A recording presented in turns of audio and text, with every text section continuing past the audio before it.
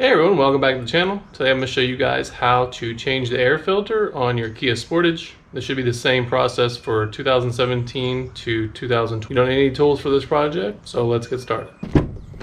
Alright, the first thing I'm going to do is just open your hood. There's a little lever under here. Just lift it up.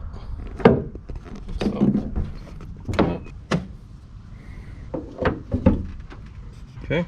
Kia makes these super easy to change out. There's two arrows here that you have to pull this plastic piece forward. Just go ahead and pull that forward like that.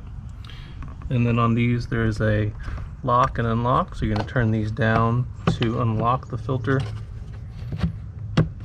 And then this just slides straight out.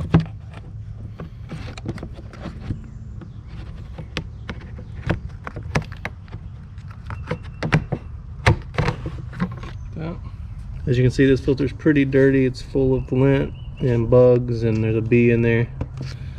And yeah, it was just time for a change. For the replacement, I went with the Fram Ultra Air. This is a parts number 12065, and it also said it's for Hyundai and Kia. These filters do say they last 40,000 miles, and this car just hit 44,000 miles, so we're gonna go ahead and change it out today.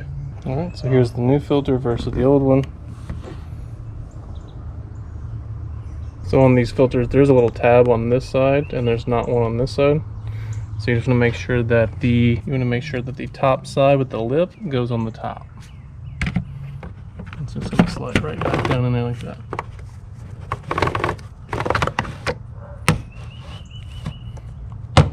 Just like that. These don't have the locking on them, so they just fit in there snug. It's actually really tight and doesn't move. And then you just close it back up. Alright, that's how you change the air filter on a Kia Sportage. I'll be sure to leave a link down below of the filter that I used. If you found the video helpful, feel free to give it a thumbs up. And as always, thanks for watching.